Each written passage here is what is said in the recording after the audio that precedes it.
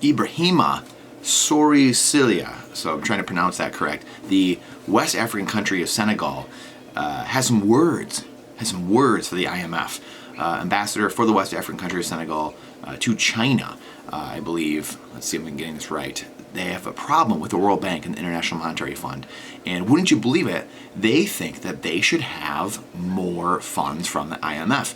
Now, I don't want to go too long with this because we have talked about this so many times, it's unbelievable. If there's one thing that Bitcoiners undeniably get right, it's that this IMF, World Bank, everything is the biggest scam on the face of the planet. And it's a money laundering and racket.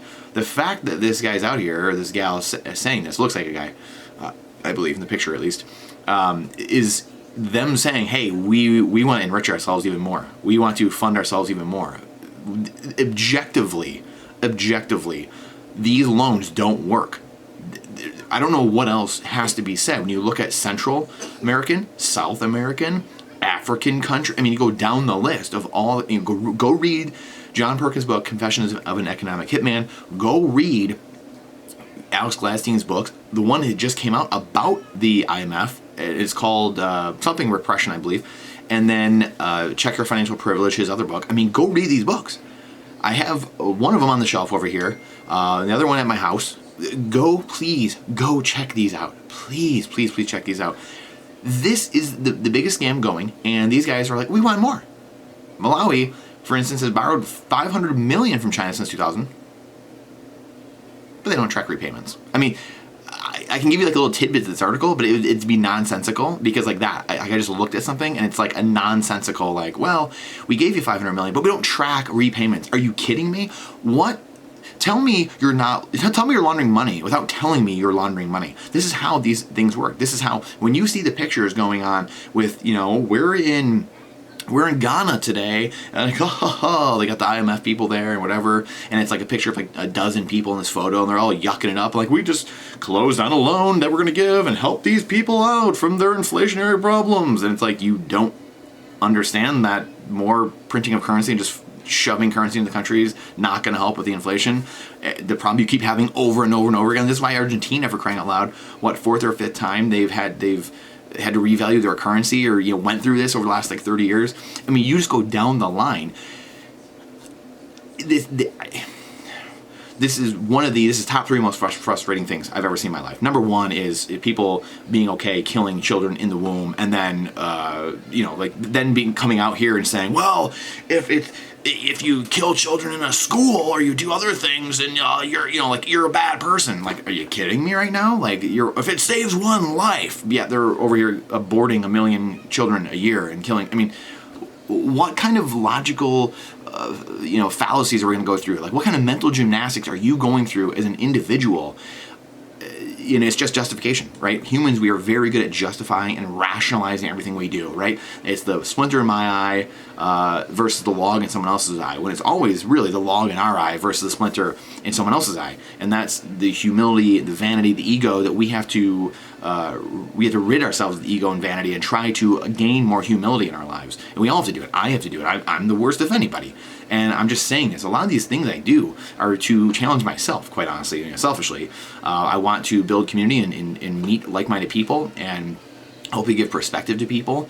Maybe help people think they're not going crazy and know there's other voices out there like theirs. But at the same time, it's more to challenge myself in trying to question everything with boldness and try to get to objective truth.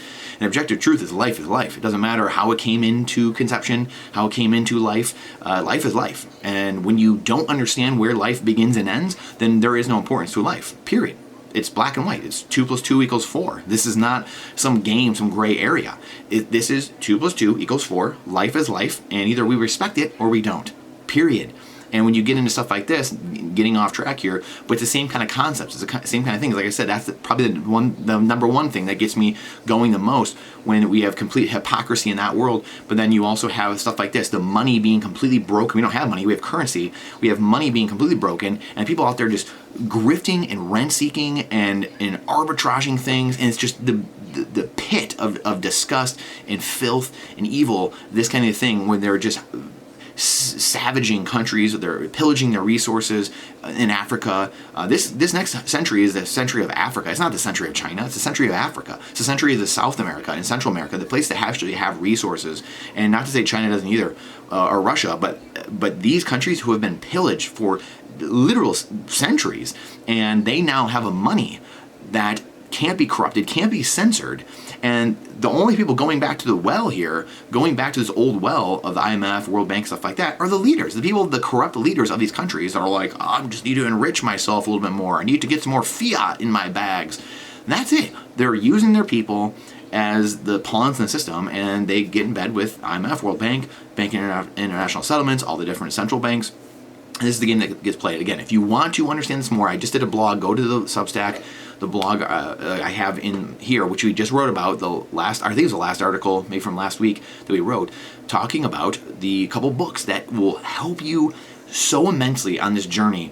The Creature from Jekyll Island, the Committee of 300, the Conspirators Hierarchy, the People That Run the World. Those two books, the Central Banking, how it came into fruition and why it's here, and its purpose, not to help you, but it's to help the couple, families at the top, the 1,000 families at the top, 100 families at the top. That is it.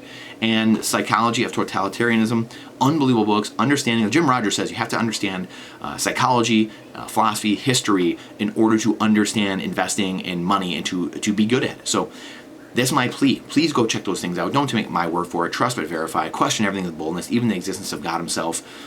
Don't be shellacked by these goons in these central banking positions. This is the evil. Right here, we talk about this all the time. Number 5, this tenets right here. Number 5. You can see these. Here's the 10 planks of the Communist Manifesto right there. Number 5 is the centralization of credit in the hands of the state by means of a national bank with state capital and exclusive monopoly. Hello, Marxism, communism, call in the name. I mean, what are we doing here? Please share this out. Truth is obviously not wanted or has any merit in this culture, right? So we're going to have to share it out to have a merit and accountability and truth come back into the foray. So the algorithm's not going to do it. The algorithm hates truth, so please share this out. The only way these things get out. Many of you think, I'm fortunate, I'm grateful for many of you saying, oh, how does this not have hundreds of thousands of subscribers to this channel? Hey, we do talking head stuff. We're going to up the production value. The production value is not where I want it to be, so that's part of it. I get it. However, truth at the end of the day, I want to pay more attention to truth than I do anything else. I'm not here to try to do, fancy gimmicks and all that stuff, different stuff. We're going to make stuff better over time so it appeals to humans and appeals to the algorithm even more. But this is a clown world. Like, you shouldn't have to live in this clown world. And we're not going to. We're changing it. Bitcoiners are changing it. Sound money advocates are changing it. People that want truth, people that fear a higher being, fear God, those people are going to change the world. Mark my words. Either get on the train or get off. I appreciate you. Question everything with boldness. Please share this out. Again, trust but verify. This is not financial advice. It is freedom advice. And I look forward to seeing you on the next one.